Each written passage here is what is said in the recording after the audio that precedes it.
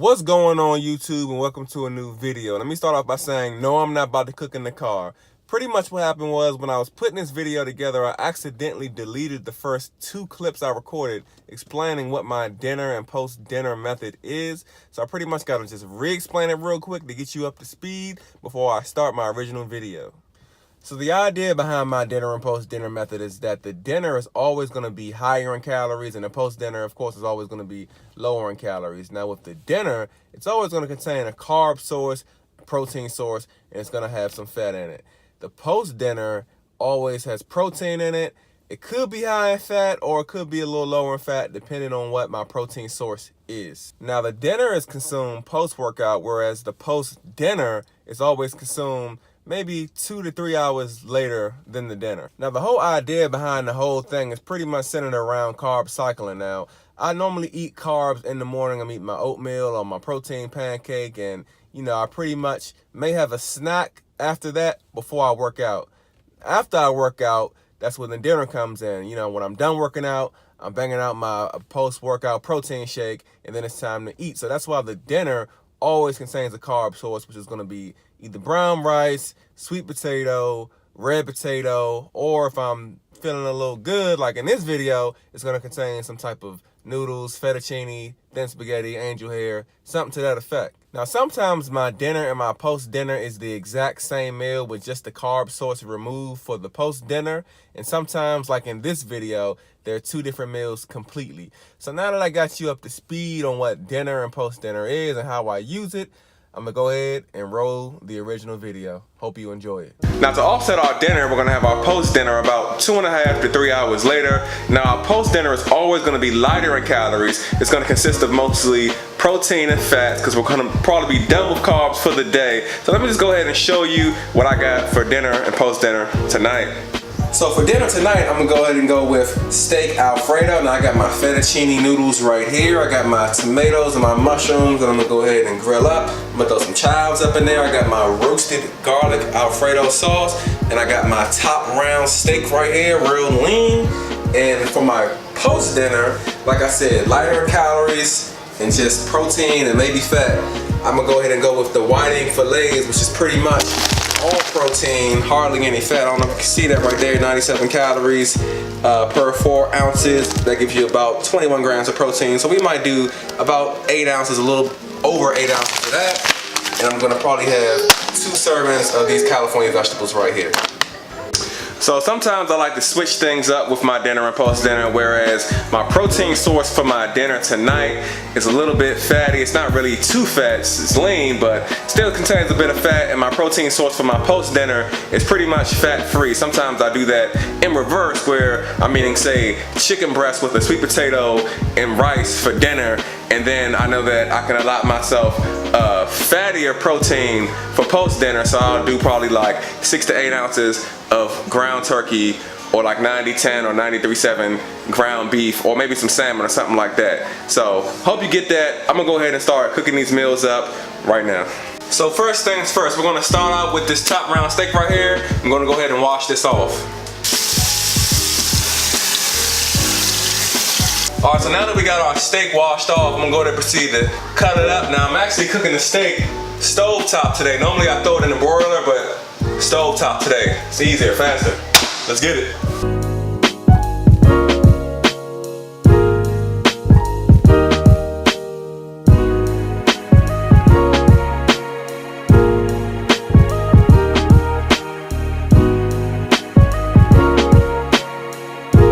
Alright, now as you can see, I got my steak all cut up. I'm gonna go ahead and throw it up in here, but first, gotta go ahead and spray the pan down. Got good non-stick. Normally when you're cooking a fattier source of protein, it creates its own grease, but I feel like I throw that up in there so it don't get all burnt and stuff, so. Yep.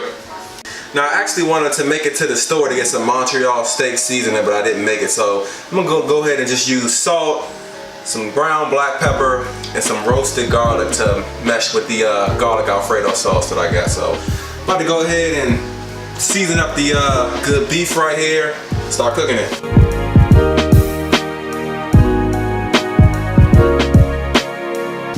So I like to multitask while cooking, so I'm gonna go ahead and cook the steak on low heat.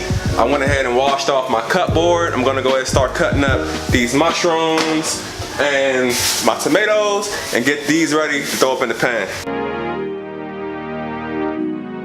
Now once again, we're gonna be cooking our mushrooms and our tomatoes inside this pan right here. Gonna use our clutch spray so we can go ahead and not have nothing stick, because it's non-stick spray. Now it's looking a little smoky, but I don't know if you can see, but our steak is just about done. And here's our finished product right here.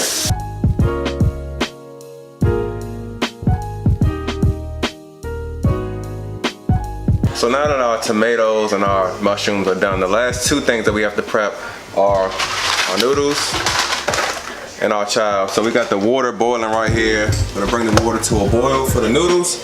I'm actually gonna weigh out my noodles using the scale right here. Gonna eat about 1.5 servings of noodles, and then I'm gonna cut up the chives.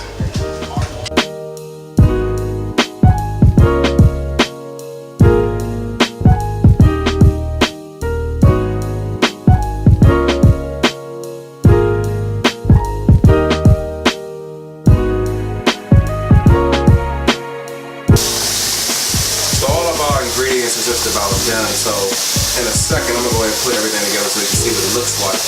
Just to let you know, I'm doing 2 servings of this, 8 ounces of steak. These are my noodles right here cooking, are almost done. I got my chives, my tomatoes, my mushrooms, and I'm gonna be doing 2.5 servings of this, which is about 45 calories per serving, so 3.5 grams of fat, so it's not too bad. 2.5 servings won't hurt me. Give me a second, throw it all together.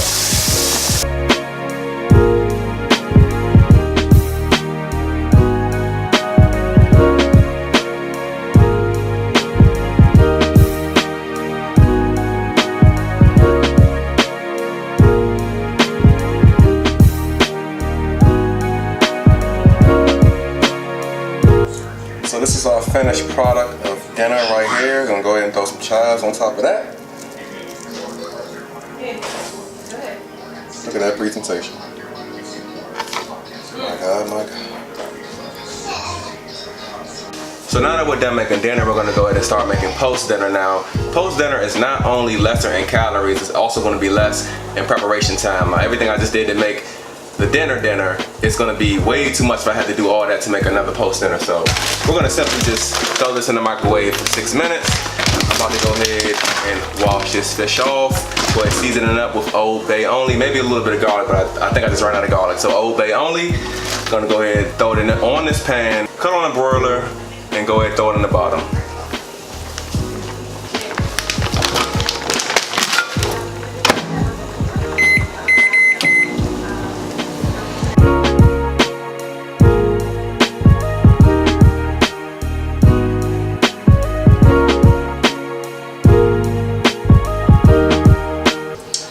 So post dinner is done. It's not the best presentation, but who cares, because dinner was lit. All we're really doing is eating this for extra protein. We got our veggies right here that's already cooked, and I'm gonna go ahead and throw it in this bowl because I'm about to leave and go to work.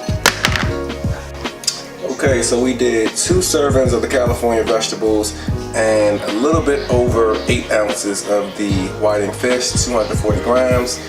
As you can see, my scale is missing a number right here because it got wet, so I always gotta pretty much assume what it says. So it's about 240 grams. Like I said, this is my lunch for work, and yeah, post dinner, protein, greens. So I really hope you guys get the concept of dinner and post dinner. I hope you enjoyed this video. If you did enjoy the video, make sure to give it a thumbs up and subscribe to my channel for more workout vlogs, cooking vlogs, and anything fitness related. And until then, I'll catch you in that next video. Peace.